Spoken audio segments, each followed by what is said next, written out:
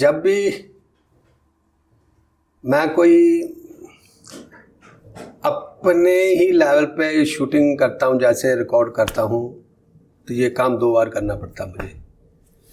एक बार पता नहीं क्यों हर काम में 2 बार डबल एनर्जी लगती है। जहाँ कुछ सीखता हूँ, जहाँ कुछ ना कुछ, क्या पता। अब भी मैं ये जो सब कुछ कर लिया मैंने रिकॉर्डिंग, उस दिन मैंने किसी का सहारा नहीं लिया था, आज मैंने सहारा लिया किसी का। तो मैं चाहता था मैं किसी के सहारे के बिना ये काम करूँ, फिर भी लेना पड़ा। तो उस दिन मैंने सबको सजा के तो बैठ गया, तो पता नहीं वो वहाँ से खबर आई कि फेस नहीं आ रहा साफ, पता नहीं कैसे नहीं आ रहा था। मैंने कहा चलो फिर से देख लेते हैं बैठकर। तो ये मैं आपको दिखाया है सब, ये मैं अपनी समझ लो एक भूख है, टेक्नीशियन की भूख है। फिर मैं दिखाता हूँ कि मैं सिर्फ कोई बातें करने वाला नहीं हूँ, थोड़ा सा मैं टेक्नीशियन भी हूँ, थोड़ा सा नहीं बहुत ज़्यादा टेक्नीशियन हूँ। तो फिर मैं अभी न्यूयॉर्क में हूँ, तो ये मुझे वर्कशॉप मेरे हाथ लग गई। ये सीक्रेट थी, मैंने कभी इस पर ध्यान ही नहीं दिया था इस जगह पर। एक्चुअली ये जो है बेसमेंट है, अनकम्प्लीट है, मतलब ये भूत बंगला समझ लो, ये भूत बंगला ही है। तो अब मैंने इसे अपना कुटीर बना ली। वो जैसे इंडिया में मेरी कुटीर है ना, जितना वहाँ है सेम टू सेम यहाँ भी वैसी ही मूवमेंट हो गई बिल्कुल। अब तो एक एक नुक्कड़ मेरे से बात करती है, तो मैं जब आता हूँ तो ऊपर से गदगद हो जाता हूँ। यहाँ पर जानी आज 10 साल हो गए, 8 साल, कोई भी नीचे नहीं आता था, जैसे कोई भूत होता है ना, यहाँ पर जाला लगा हुआ है सब। तो अब ये मैंने अपना सारा सिस्टम यही डाउनलोड कर लिया, मैं यहीं आता हूँ। तो अब मैं बात करने का कोई बहाना होता है एक्चुअली, ये सब दिखाने के पीछे कोई ना कोई एक सिलेबस लेके बैठ जाता हूँ मैं, कोई ना कोई बात लेके बैठ जाता हूँ। जो मैंने अध्ययन किया है, जो मेरे सेंसर मैंने उठाया है दुनिया से, वो फिर मैं आपको पास करता हूँ। मैं आपको देखो, हर इंसान के अंदर कोई ना कोई एक एक्स्ट्रा लेंस होता है, एक्स्ट्रा फोकस होता है, हर बंदे में कोई कला होती है। मेरे पास बहुत दूर देखने की ताकत है, ये कुदरत ने मुझे दी हुई है। कुछ चीज़ें ऐसी हैं चंद लोगों के पास होती है। तो मेरा कभी भी मैथ या टारगेट मेरा गैस गुस नहीं होता, मैं परफेक्ट होता हूँ हर काम के लिए। ये कुदरत ने मुझे वरदान दिया हुआ है। तो मैंने अभी 10 साल, ये तो मैं एक दिखा रहा था कि ये मैंने बनाया, वो बनाया, ये है सब। ये तो एक बात करने के लिए यहाँ से उठाना है उस बात को, सीधी तो डायरेक्ट ले नहीं जाएंगे, पहले रिहर्सल तो करनी होती है। तो एक्चुअली मैं आप लोगों को आप भी बैठ के उसका गैस करना, यानी रिसर्च कर लेना, जहाँ उस पर जज कर लो, मेरी बातों से आप जज कर लो कि क्या बात ठीक है, गलत है, नहीं ये हो सकता है, वो हो सकता है। आपके पास बुद्धि है, क्योंकि पढ़े लिखे लोग हो आप, दुनिया में इंटरनेट पे बैठते हो, कंप्यूटर पे बैठते हो। तो मैं लाइव बातें जो मैंने लाइव देख रहा हूँ, मैं उसके लिए बात करने जा रहा हूँ कि अगर आप लोग, वैसे तो भाग्य का काम है, कुछ तुम्हारे बस में कुछ नहीं। अगर अमेरिका, ये वेस्टर्न देश जिसे हम कहते हैं, इनकी जो सभ्यता है, इनका रहन सहन, कुछ लोग पढ़े लिखे कहते होंगे ये एजुकेशन है, ये हाई एंट्री है, ये हाई सोसाइटी है, जहाँ से कह देंगे कि ये खुले मन के लोग हैं। नहीं, ऐसा कुछ नहीं है। मेरी भाषा में, भाषा तो बहुत सी नाम दिए जाते हैं, मेरी भाषा में ये महामूर्ख है, बहुत घटिया व्यापारी हैं। इन्हें पता नहीं कि शरीर का 2 फुट का ये शरीर है, इसमें बहुत सी ऊर्जा होती है, आगे पीछे दाएं बाएं हम सब कवर कर सकते हैं अगर हमने अपनी एनर्जी को कैच रखा हो। अगर हम इसी तरह एनर्जी का प्रदर्शन करते रहे खुलेआम, नंगे घूमना, तो बहुत कुछ मैं बता नहीं सकता आपको। पहले जब नया आया था तो मैंने देखा था, जब मैंने देखा यहाँ पर किसी की खिड़की में कोई जाली नहीं लगी हुई, सब ताले नहीं लगाते, मैंने कहा जी तो राम राज हुआ। फिर धीरे धीरे पता चला राम राज नहीं है भाई, ये कुछ और ही है। यहाँ पर ट्रैफिक के रूल्स हैं, लाइफ के कोई रूल नहीं, बिल्कुल सब कुछ समझ लो। ये जिसे कहते हैं कि हाई ट्रैक नहीं, ये पताल की बातें से भी नीचे की है बहुत। तो मैं आपको सिर्फ बात ये बताने जा रहा हूँ, अब तो तुम्हारे बस में नहीं, मैं कहूँगा मत आओ। नहीं, कुदरत दाना पानी खिंच के ले आता है पुत्र। जहाँ भी दाना पानी हो आपको पहुँच ही जाना है, उसके लिए आपका मन चाहे ना चाहे तुम फिर भी वहीं पहुँच जाओगे। मैं भी जहाँ आना नहीं चाहता था, आज से बरसों पहले जब मैं नया नया मैं महात्मा बना, ये मेरे अंदर ईश्वर ने जब मुझे पकड़ लिया, मुझे अपनी जॉब दे दी, तो मैंने कहा भी बस अब ओके, सुबह काम शाम को काम, दुनिया संसार के लिए मैं जो मुझे परमात्मा ने पैकेज दिया है इसी से मुझे सुकून मिल गया। बस अब मुझे कोई ना पैसे की कुछ नहीं जरूरत है। अब मैं यहीं इंडिया में हूँ, पंजाब में रहता हूँ। तो मेरे दिमाग में मैंने प्लान बना लिया। जब थोड़ी बरसों पुरानी बात है, जब मैं नया नया ये मेरे अंदर ये कोई चीज़ आती है अलग, तो इंसान मैप बनाता है, बना लेता है, रूल बना लेता है। मैंने रूल बनाया, मैंने ही रूल बनाए, अब मैंने ही तोड़ दिए। अभी रूल क्या करें, ये कुदरत अपने आप ही बनाकर अपने आप तोड़। तभी तो अनुभव होता है ना कि क्या है कानून, रूल क्या है, लीगल क्या है, लीगल क्या है, सब करवा देता है बॉडी पे अंदर, सब कुछ करवाता है। तो मैंने तब सोचा था कि मैं जलंधर में ये वर्कशॉप करवाऊंगा, फिर फगवाड़ा, फिर लुधियाना, फिर दिल्ली तक पहुंचाऊंगा, सोनीपत पानीपत दिल्ली पहुंच जाऊंगा। तो बस अगर मेरी पूरी लाइफ इतने दायरे में भी ओके, आई एम सेटिस्फाइड, यानी मेरी जीवन मैंने जी लिया, मैंने अपनी जो कलाबाजी दिखानी दिखा ली। ये मेरे अपनी अंदर की मैंने दरिया दिली बना के रखी थी। जलंधर क्लास हुई तो एक दिन फगवाड़ा जाने का मौका मिला, एक दिन लुधियाना जाने का भी मौका मिला, सीधा लुधियाना से दिल्ली, बीच में और कोई स्टॉप नहीं आया, सीधा दिल्ली। जब दिल्ली आए, दिल्ली के बाद सीधा अमेरिका, और कंप्लीट फ्लाई करके यहां पहुंच गए। रास्ते में कोई स्टॉपेज ही नहीं आया।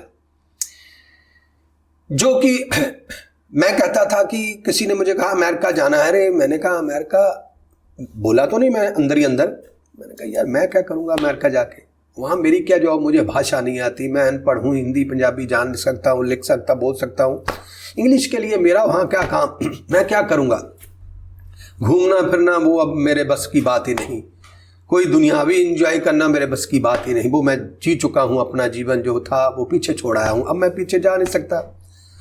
तो मैंने कहा अब वहाँ कुदरत ले आई। अच्छा, जब जहाँ ले आई तो कुदरत तो अपने पहले सोच रखा होता है, अगर किसी को लेके जाना है तो मुझे ले आया। तो मैंने यहाँ अपना आशियाना बना भी लिया, अपनी संतुलन बना ली, अपनी दुनिया बना ली, मैंने एक अपने लिए ऑटोमेटिक हो गया सब काम। तो इसी तरह आप लोगों को भी कभी ऐसे ही कोई जादू, कोई शक्ति तुम्हें किसी भी तरह ममता में आकर, चाहे इमोशनल आकर, किसी भी तरह यहाँ लेके आ सकती है आपको, आपके वंश को, अगर आपने मैप बना रखा है। तो एक बात तो पक्का क्लियर, उसके लिए कोई गोलमोल नहीं, जब आप विद फैमिली यहाँ लैंड करते हो ये वेस्टर्न देशों में, तो समझ लो वो आपका आखिरी वंश है, लास्ट। अब उसके बाद आपकी वंश खत्म हो चुका है, लास्ट वंश। आप अपने बच्चों को, अपनी फैमिली को लेके आते हो। ये नहीं कि वो बच्चों में, तुम्हारे वंश में कोई कमी होगी, नहीं, यहाँ हवा में है, ये हवा है ये। जैसे शमशान घाट में जाओ वहाँ की हवा कैसी होती है, किसी मंदिर में जाओ वहाँ की हवा कैसी होती है, ऐसी यहाँ की हवा है। जहाँ आने के बाद इंसान की बॉडी लैंग्वेज, उनके रहने का तरीका, सब चीज़ बदल जाती है ऑटोमेटिक। मैं बच गया, पता नहीं मैं जिद्दी था, मैं जिद्दी तो नहीं, भाग्यशाली कह सकता हूँ, मैंने अपने आप को बचा। मेरे पे भी कुछ नया नया जब मैं आया था तो थोड़ा सा आया था कि चलो, पर नहीं, मैं जब आईना देखता हूँ मुझे यही रूप पसंद है अपना। मैं अपने रूप को किसी भी तरह बदलना नहीं चाहता, क्योंकि मैं खुद में भी भगवान देखता हूँ। मैं इसी रूप में अपने अंदर अपना गुरु, इष्ट या परमात्मा या साधकी यही देखता हूँ, मुझे ये भाता है, मैं इसको बदल नहीं सकता। तो ये दुनिया ऐसी है, यहाँ आकर बड़े बड़े मैंने महात्मा लोगों को बदलते देखा पुत्र। मैं थैंक यू परमात्मा उस भाग्य का जिसने मुझे बिगड़ने नहीं दिया। अभी मैं थोड़े दिन टीवी पे देख रहा था तो एक वो क्या कहते हैं, कैट वॉक कहते हैं, पता नहीं क्या कहता, मुझे लफ्ज़ नहीं आता इंग्लिश में। तो एक महात्मा वो इंडिया में है, बहुत हाई फाई है महात्मा, पढ़े लिखे हैं, एजुकेशन, इंग्लिश बोलते हैं, मेरे जैसे पढ़े अनपढ़ नहीं है, वो बहुत हाई फाई, उनका बहुत बड़ा दुनिया है उन्होंने बताई हुई। इंग्लिश में ज़्यादातर मैंने देखा इंग्लिश में ही बातें करते हैं, अच्छी बातें करते हैं। इतना कुछ अच्छा करने के बाद वो जब कौन सा देश है ये तो मुझे पता नहीं था, फॉरेन ही वो, तो वो किसी रोड पे जा रहे हैं, किसी स्ट्रीट पे जा रहे हैं, ऐसे वे पे, तो सर पर हैट है, एक टी शर्ट डाली हुई है, नीचे शूज़ डाले हुए हैं, चश्मा लगाया हुआ है, तो ऐसे करके शूटिंग उनकी कोई वीडियो भी बना रहा होगा। सो मुझे समझ नहीं आई वो क्यों था, वो क्या दिखाना चाहते थे, क्या उससे क्या संसार की भावना को पावर मिलेगी या उनको इमोशनल कोई सदमा लगेगा। हो सकता है उनके चंद लोग जो थे उनको अच्छा लगे, पर कोई और जो देखेगा अगर यार क्या है, उससे उनकी भावना को ठेस पहुंचती है। और हमारा काम है भावना को बनाए रखना। तो जब मैं देखता हूँ बड़े बड़े महात्मा पर असर हुआ, तो मुझे भी ये स्नो पड़ रही थी, तो स्नो में मैंने सोचा चलो बाहर मैंने स्नो उठाई, तो मैंने वो यहाँ पर देव ऋषि की जैकेट थी, सर्दी थी, कमीज थी, वो गर्म थी, तो मैंने वो डाल ली, चेक थी, तो मैंने डालकर हाथ में दस्ताने वगैरह डाल के शू डालकर बाहर गया। तो जब मैं वापस अंदर आया तो सामने आईने में जब मैंने अपने आप को देखा तो मुझे फीलिंग हुई, मुझे लगा रहे मेरे में से वो महात्मा कहाँ चला गया, वो गुरु कहाँ चला गया, वो महापुरुष कहाँ चला गया। मैं हल्की वो इसी कलर से थोड़ा सा ही ऊपर नीचे होगा, ज़्यादा नहीं, वो तो बहुत कंट्रास्ट था, मेरा तो कंट्रास्ट ही नहीं था, फिर भी मैं उसको बर्दाश्त नहीं कर पाया। थैंक यू उस भाग्य का जिसने मुझे ये भाग्य दिया कि मैं अपने आप को कोई ऐसी टेक्नोलॉजी में जाना नहीं चाहता। गुण आए मेरे में लाखों और भी मैं उसकी भूख है मेरे अंदर, काबिलियत आए मेरे मत और इसकी भूख है मेरे अंदर। रही बात कि मैं अपनी लुक बदल लूँ या अपना पहनावा बदल लूँ या खाने पीने का तरीका बदल लूँ, रहने का तरीका बदल लूँ, ये मेरे में क्षमता नहीं है। थैंक यू, ना मैं ऐसी क्षमता चाहता हूँ। अगर मुझे कुदरत दे भी दे तो मैं उसे अनदेखा कर दूंगा उसको। अगर मुझे ईश्वर कभी कहे कि लो एंजॉय करो। अभी एक लेडीज आई थी, उसने मुझे कोट दिया था, कोट मिनिमम इंडिया के हिसाब से 1 लाख 1.5 लाख का होगा, उसका भाव था मुझे। तो जब उसको ने मेरे पर रखा, मैं तो कुछ बोल नहीं सकता था, मैंने कहा भाई क्यों बाबे को बिगाड़ते हो आप लोग। वो मैंने लेके रख लिया। वो जब गई तो मैंने वो कोट उठा के उसके पति को गिफ्ट कर दिया। अरे मैंने कहा यार ये नहीं हो सकता, मैं इसको बदल नहीं सकता। क्यों नहीं आप समझते आप लोग ऐसे, मतलब वो औरत नहीं थी, वो एक हवा होती है, वो हमें हमारी परीक्षा समझ लो। परीक्षा क्यों लेनी, उसे सब पता होता है। चलो कुछ भी है, ड्रामा हो कुछ भी हो। तो मैं आपको बता रहा हूं कि जब आप इंडिया एक्चुअली इंडिया की औरत सेफ, इंडिया का हिंदू, इंडिया का मुस्लिम, इंडिया का सिख, इंडिया का ईसाई पूरन के पूरन सेफ हो। भाग्यशाली हो आप उस देश में पैदा हुए हो, भाग्यशाली हो आपकी वहां पर पीआर है, भाग्यशाली आप आपके पास वहां की सिटीजन है पुत्र। पक्के 100%। मैं भी वहीं से पैदा होके आया हूं। जब तक आप वहां बैठे हो तो किंतु परंतु करोगे, अरे ये ठीक नहीं, वो ठीक नहीं, विदेश में ऐसा है, फॉरेन में ऐसा है। नहीं नहीं नहीं नहीं, नहीं पुत्र, हिंदुस्तान जो देश का जो सिस्टम है कुदरत ने बनाया, व्यक्ति का नहीं, जो कुदरत ने वहां पर कृपा दी हुई है, वो किसी कायनात दुनिया में नहीं है। ये पक्का है। वहां पर की औरत को कोई पाबंदी नहीं। यहां पर औरत हो या मां, बीबी हो यानी बीबी हो या बेटी हो या मां हो, कोई सेफ नहीं पुत्र। हिंदुस्तान की वैश्य भी सेफ में है पुत्र। यहां पर किसी औरत से गलती हो जाए, गलती तो हो ही जाती है ना, तो तुम देख रहे इंडिया में कभी भी किसी औरत ने को बड़ा भी बहुत बड़ा गलत काम भी कर दिया, उसको हथकड़ी ने, यहाँ पहले हथकड़ी लगाते हो वो ये गंदे तरीके से, मैंने अपनी आंखों से देखा। पर मर्द को कैच कैसे करते हैं, औरत को सेम, दोनों के अंदाज सेम होते हैं। दोनों के हाथ ऐसे बांधकर पहले उसको नीचे लटाते हैं, उस पर वो मर्द ही उसे लॉक करता है पुत्र।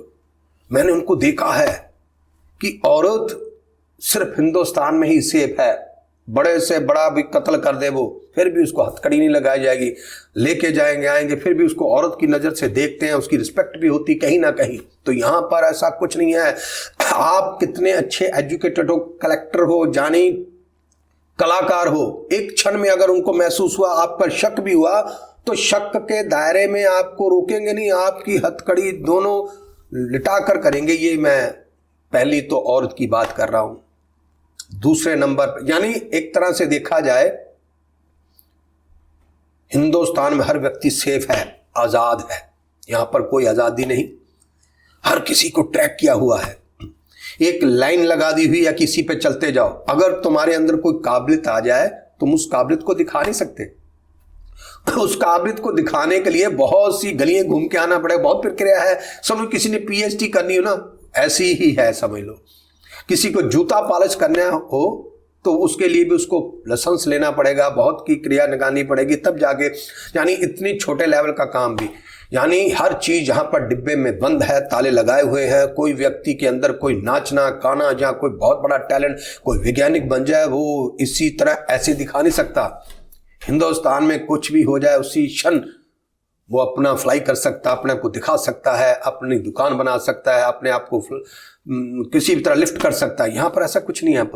ये मैं एक नॉर्मल होकर मैंने ये जीवन को अनुभव किया है, देखा है। तो वहाँ यहाँ पर भी है वो चीज़ें। आप मत सोचो कि ये धर्म जात का यहाँ पर ज़्यादा है, धर्म जात के सिस्टम ज़्यादा है। जो जहाँ का धर्म है वो दूसरे धर्म बताते नहीं, अंदर अंदर से वो सब मूवमेंट करते। मैंने उन्हें ये सब देखा है। वो इतनी खतरनाक नहीं जितनी ये खतरनाक है। वो तो कहीं ना कहीं दिखाते हैं, हमने विरोध किया है, यहाँ दिखाते नहीं, अटैक कर देते हैं, उनका काम ही तमाम कर देते हैं। ये नॉन वेज देश है। एक बात तो सिद्ध है, नॉन वेज तो इंडिया में भी खाते हैं, पर यहाँ पर पैदा होते ही इंसान को ये सिखाया जाता है कि मांस वेज खाने वाला व्यक्ति कभी भी परमात्मा तक नहीं पहुंच सकता। ये 100% सत्य है। ये उसकी ऑक्सीजन वहां तक जा ही नहीं पाएगी। ये 2 फुट का शरीर ही ईश्वर तक पहुंच पाता है इसी के अंदर। तो नॉन वेज खाने वाले की इतनी स्टेप नहीं होगा, इतनी बड़ी प्रेशर नहीं होगा उसमें कि वो वहां तक पहुंच पाए। एक सात्विक जो व्यक्ति जो कुदरत ने बनाया वही पहुंच। तो ये नॉन वेज देश है, जहाँ के मंदिर मस्जिद में भी ये सब कुछ वही चलता है, नॉन वेज ही खाते हैं, ड्रिंक लेते हैं। यानी मैं बता नहीं सकता, मैं बहुत कुछ चीज़ें यहाँ पर बोल नहीं सकता। मैंने शॉर्टकट बता दिया कि मैंने यही बताना था। कुछ ज़्यादातर मेरे अंदर जो चल रहा था ऐसा मैं हाँ जी करता रहा। अंदर से मैं ये काम कभी नहीं करूँगा। मुझे कहीं वो जो डिटेल है मैं उसमें रह लूँगा, कोई बात नहीं, पर मैं इंडिया की सिटीजन नहीं छोड़ूंगा। बाकी छोड़ दे, मुझे किसी से कोई लेना देना नहीं। इंडिया की सिटीजन होना समझ लो तुम परमात्मा के VIP कोटे में हो, ये 100% सत्य है।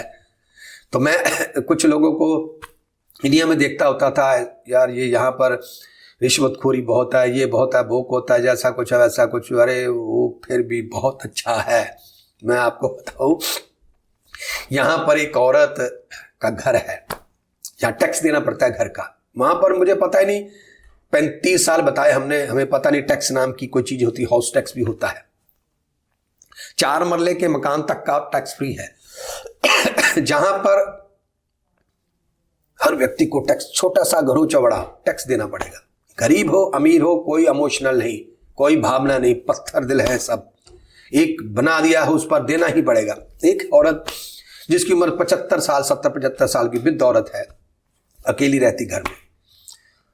तो कोरोना से लेके शायद अब तक, शायद पहले भी होगा, वो टैक्स नहीं दे रही थी। उसके पास पैसा ही नहीं था, घर तो बड़ा था, बच्चे बुच्चे सब, यहाँ के बच्चे बुच्चे ऐसे ही होते हैं, जब थोड़ा सा चलने फिरने लगे सब छोड़ के चले जाते हैं, बस जो है ऐसे रहता है। तो जो वो औरत है, टैक्स ना देने के कारण जो उसका टैक्स का डिपार्टमेंट होता है, वो 1 बार 2 महीने 3 महीने, साल 2 साल 4 साल 5 साल 10 साल, जब उसकी रेशो बढ़ जाती है तो वो पूछता नहीं, वो कोर्ट में कागज दान करके वहाँ से ऑर्डर ले लेता है, घर को ललाम कर देता है बिना पूछे। तो उस लेडीज का घर ललाम हो गया। क्या इंडिया में ऐसा हो सकता है कि कोई टैक्स के कारण किसी का घर ललाम हो जाए, वो भी एक वृद्ध औरत 75 साल की? हो नहीं सकता। वहाँ पर जज भी इमोशनल हो जाते हैं, पुलिस भी होती है, मदद कर देती है। यानी हर व्यक्ति कहीं ना कहीं मददगार खड़ा हो ही जाता है किसी भी तरीके से। तो यहाँ पर उस घर का, मैं घर देख के आया हूँ, वो घर बिक गया, उसको पता भी नहीं। उसके घर चिट्ठी आ गई कि आपका घर ललाम हो चुका है, खाली कर दो।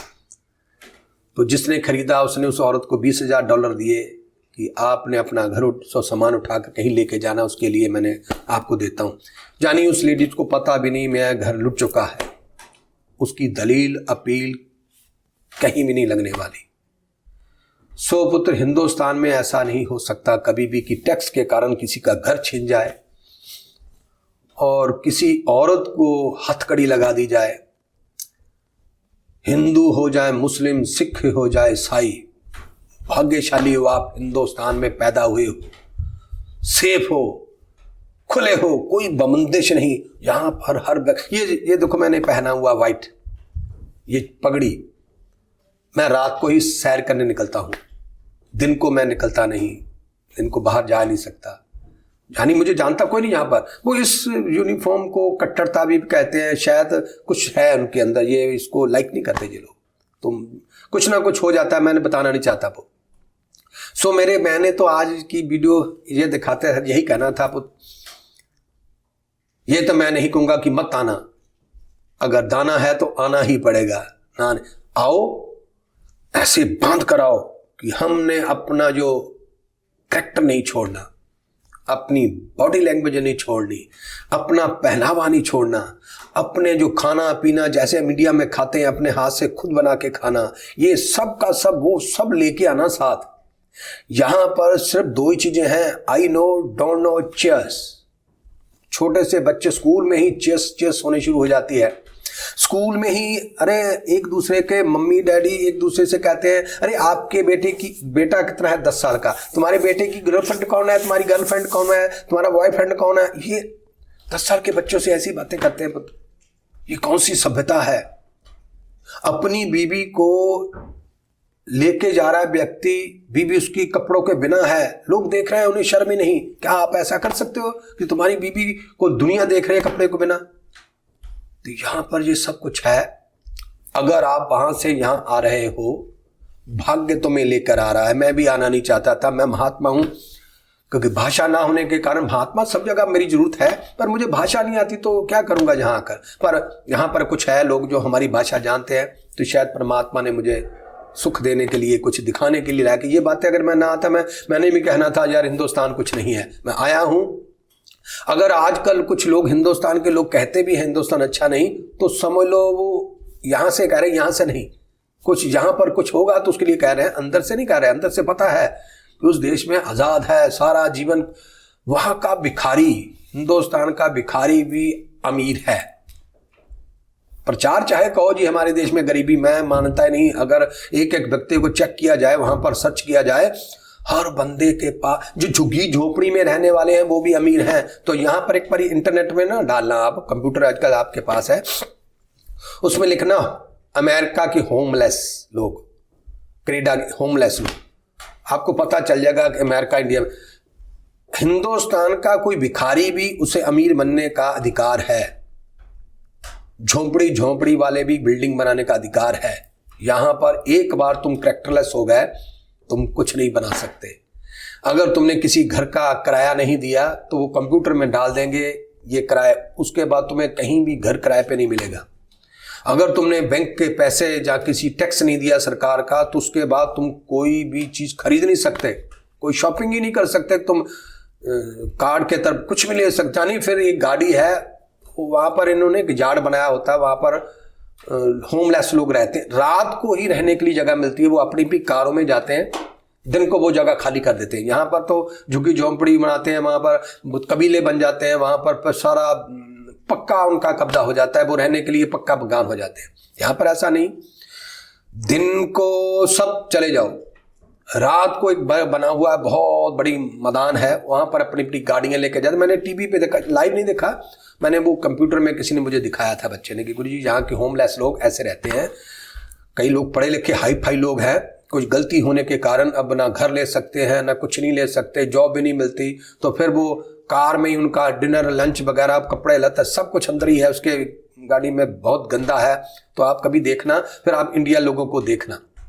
अच्छा हो गए सेम हो, पर वो जो लोग हैं वो कभी ना कभी कुछ ना कुछ खरीद सकेंगे।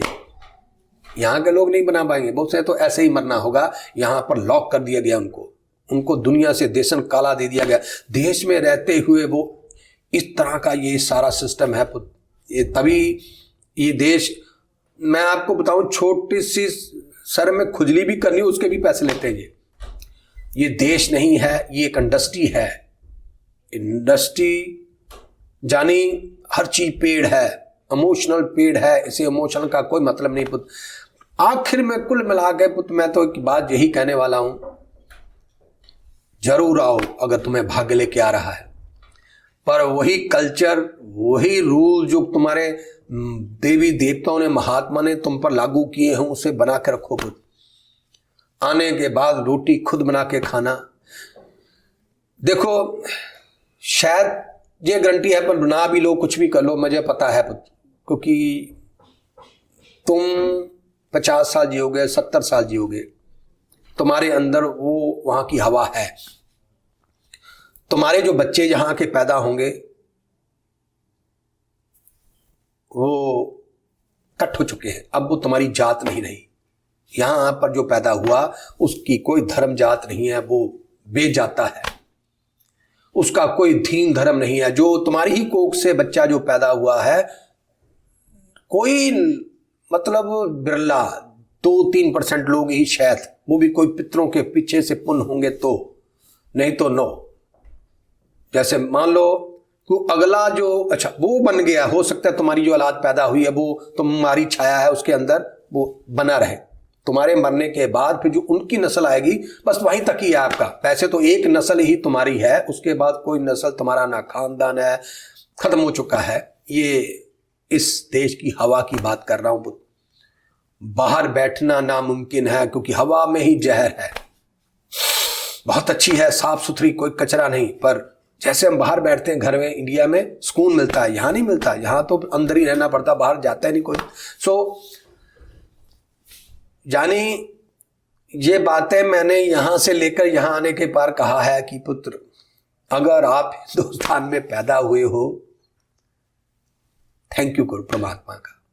चाहे हिंदू, मुस्लिम, सिख, ईसाई, औरत हो या मर्द, बिजनेस करते हो, अच्छा डॉक्टर, ये एक बात रह जा रही थी, मैं अभी बंद करने जा रहा था। डॉक्टर,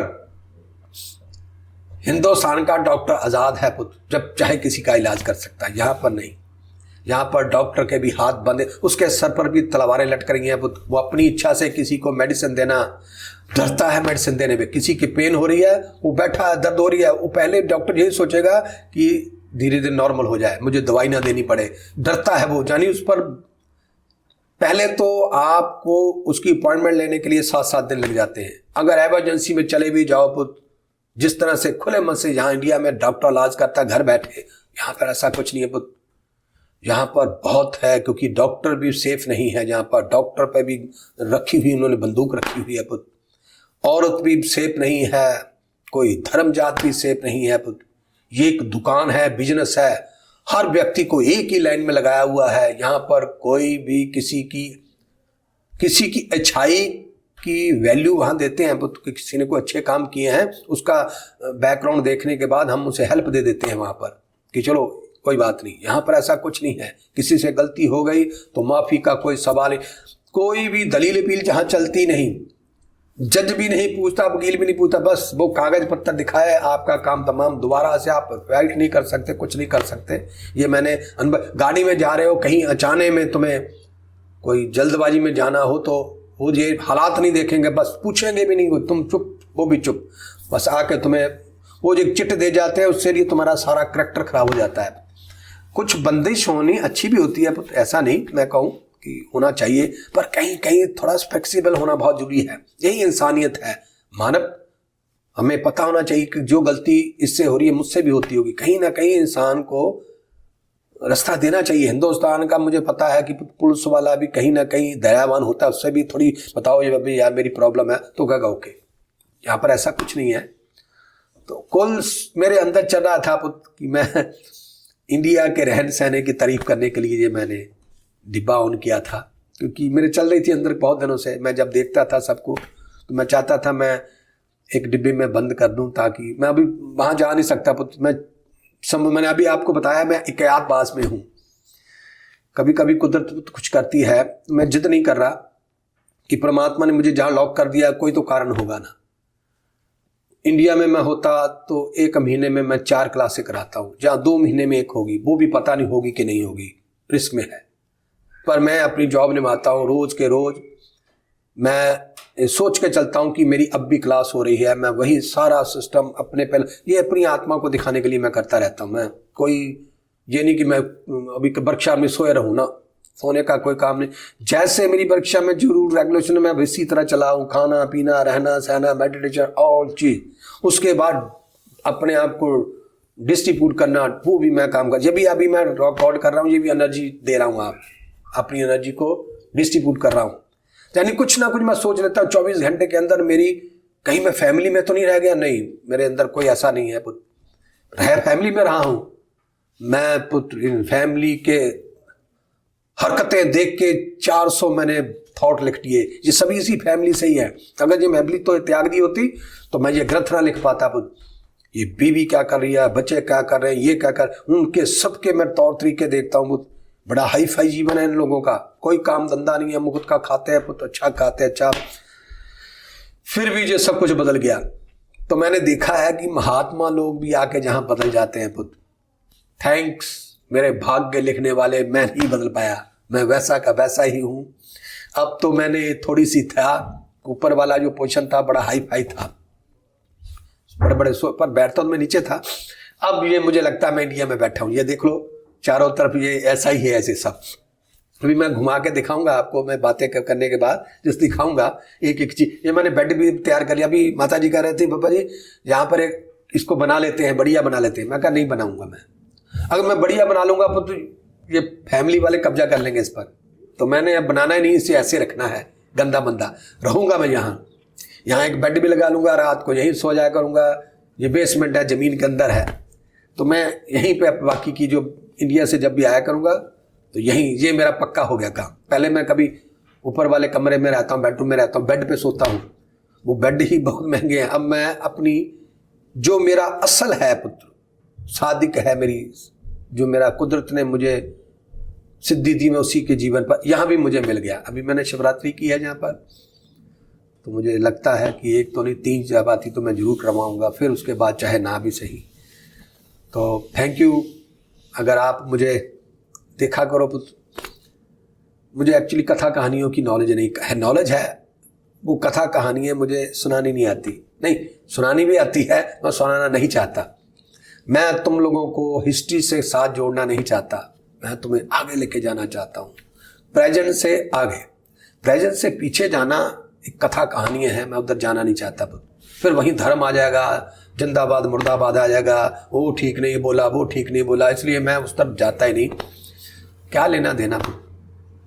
इस वक्त आपका जो शरीर है उसे कौन सी डोज चाहिए, जो मुझे चाहिए वही उसी को चाहिए।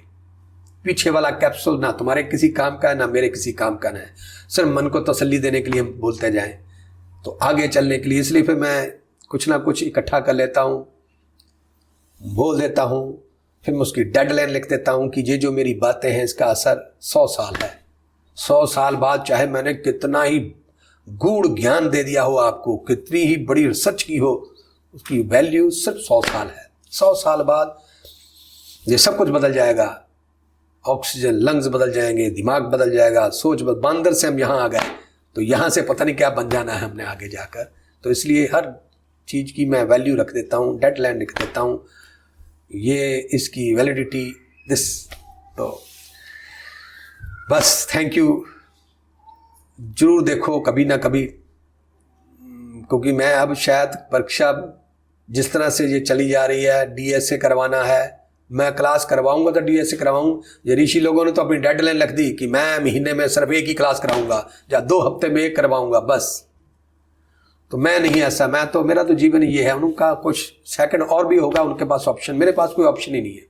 इसलिए मैं ये नहीं कहता कि वो नहीं, उनका और भी ऑप्शन है, उनकी अपनी मजबूरी है। मुझे किसी मजबूरी से कोई लेना देना नहीं। मैं विदाउट ब्रेक लगातार, अब कुदरत ने, मुझे होता है कि बाबे ने ना रेस्ट नहीं करनी, तो कुदरत रेस्ट कराने के लिए मुझे ले आया यहाँ। अब मैं रेस्ट ही रेस्ट है, कुछ भी नहीं। तो रेस्ट मैं अब भी नहीं कर रहा। थाली में ना परमात्मा आपको 56 प्रकार के भोजन लगा के दे दे, कुदरत को रिफ्यूज भी करना जरूरी है। तो उसमें फिर अपनी औकात देखो क्या है, वही उठाओ जो तुम्हारी हैसियत में आती। जरूरी कि 56 प्रकार कुदरत दिए मैं हजम कर लूँ, वो एक शरारत है। कुदरत तुम्हें देखना चाहती है कि तुम तोलना जानते हो। तो मैं जब भी कोई सुख मिलता है तो मैं सुख ऐसे नहीं उठा लेता, उसमें मैं अपने साथ मर्ज करके देखता हूँ कि नहीं, ये मुझे भोग करना चाहिए या नहीं करना चाहिए। अगर सुख दिया है तो ऐसा नहीं कि अभी मैं गाड़ी में बैठा तो वहाँ चश्मा था, कहते गुरु धूप बड़ी है, ये लगा लो। मैंने कहा तो अगर मैं धूप में आज लगा लूँगा ना तो मुझे आदत हो जाएगी, तो आदत हो जाएगी तो फिर तो बहुत कुछ हो जाएगा। तो मैं कुछ भी हो जाए, मैं अपनी ड्रेस नहीं बदलना चाहता। लोग तो क्या है, लोग तो बहुत कुछ देते हैं, पर मैं वही चीज़ अपने शरीर पर रखता हूँ जो एक महात्मा, एक महापुरुष, एक सादगी में अच्छी लगती है। मैं उन महात्मा लोगों को लगता है मेरे से ज़्यादा बड़े बड़े हैं, हाई फाई हैं, मेरे लिए वो अनपढ़ हैं, वो एक ब्रह्म ज्ञानी नहीं है, वो एक कथावाचक है, हिस्ट्री की बातें करते। तभी वो अपनी लुक, अगर वो प्रेजेंट से आगे देखना जानते, अगर महात्मा होते तो अभी भी अपना स्ट्रक्चर ना बदलते पुत्र, अपना रहन सहन ना बदलते। मैं आपको बताऊं, वो चता नहीं कोई वॉलंटियर था, कौन था, क्या नहीं था, जिसके साथ भी वो चल रहे थे। जब कोई उसका अपना भक्त देखेगा तो उसे अच्छा लगेगा, अगर कोई सेकंड थर्ड देखेगा, वो कह रही यार ये क्या कर रहा है बंदा, उसके मन को ठेस पहुंचेगी, क्योंकि शायद उसने भी उसको फॉलो करता होगा कहीं ना कहीं दूर से। और जब उसकी ये हरकतें देखेगा, यार क्या बात करते हो, अपनी माँ के साथ या अपनी बेटी के साथ, अपनी बीवी के साथ भी इंसान को बाहर जब आना तो सिस्टम से चलना चाहिए पुत्र। ये नहीं कि तुम इतना ही पागल हो जाओ, इसका मतलब है सर्किट शॉर्ट हो गया, आउट ऑफ कंट्रोल हो गया पुत्र। एक होता है नॉर्मल, एक होता अब नॉर्मल, एक नॉर्मल अब नॉर्मल से भी डैमेज जिसे हम कह सकते हैं, पागल हो जाना, कुदरत ने उसे खुला छोड़ दिया। ये दंड पाने के रास्ते हैं पुत्र।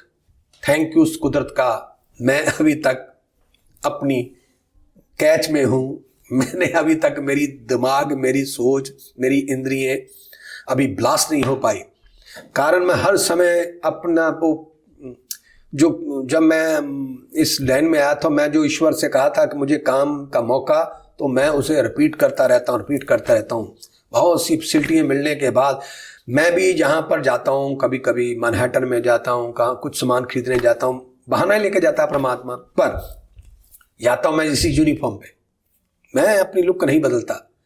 सर्दी बहुत होने के बाद मैं जैकेट भी नहीं डालता, क्योंकि हाँ व्हाइट रंग की हो तो मैं पहन लूंगा, मेरे सफेद मेरे कलर की, अगर कोई उससे से कोई अलग सी हो, फॉरेन की हो, मैं डालता ही नहीं, कैसे भी हो मैं ऐसे ही जाऊंगा। तो कुदरत भी मेरा साथ देती है। उस दिन जब भी जाना होता है, उस दिन वेदर भी कंट्रोल में होता है।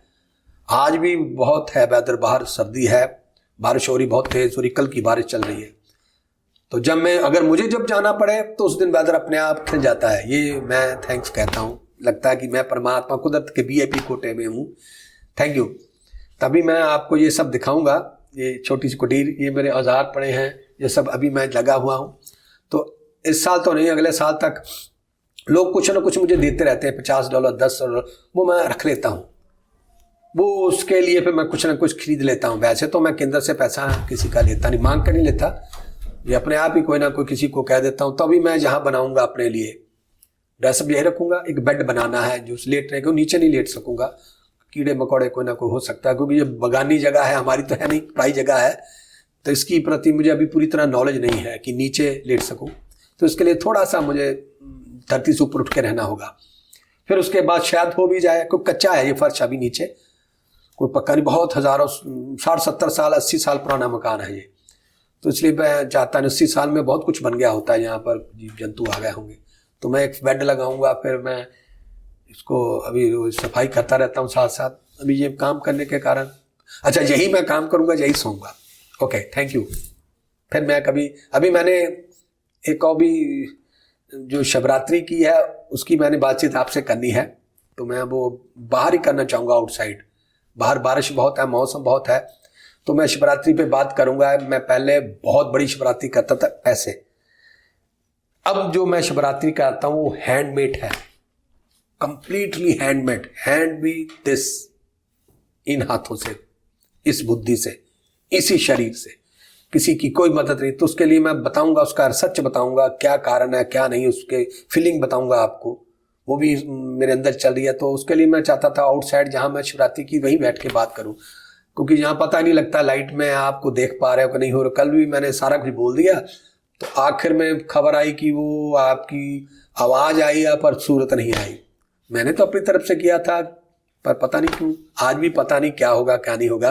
पहले मैं अपनी तरफ से थैंक यू।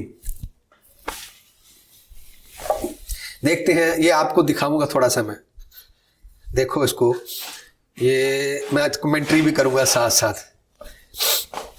ये देखो आप, ये घुमा देता हूँ नीचे से, ऐसे।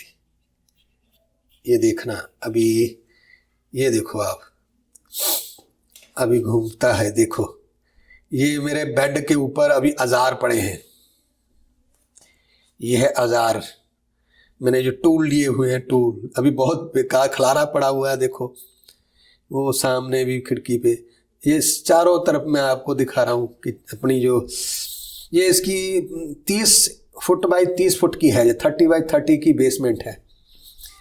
ये देखो ये मेरी कुटीर है समझ लो, मैं पूरा घुमा के दिखा रहा हूँ सर्कल में, देखो इसको अच्छी तरह पूरे सर्कल में। ये पीछे ही पानी गर्म करने की मशीन, यही आवाज़ करती ना, इसलिए मैं यहाँ रिकॉर्डिंग नहीं करता।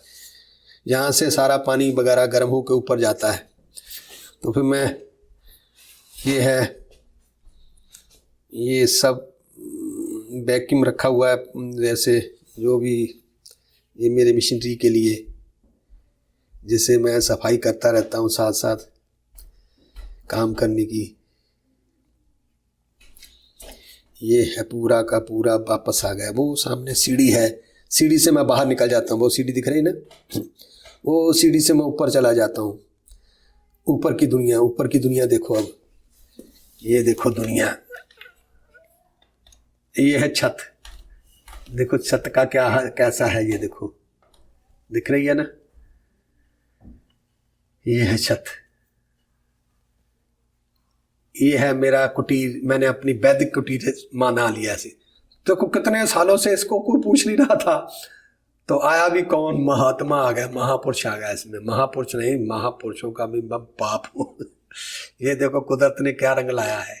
वैसे तो मुझे परमात्मा ने वो ऊपर वाला दिया था, बहुत लग्जरी है, उसके सोफे हैं हज़ारों रुपए के, लाखों रुपए के, इंडिया के हिसाब से कमरे में बेड लगे हुए 3-3 लाख के, हर चीज़ लग्जरी है।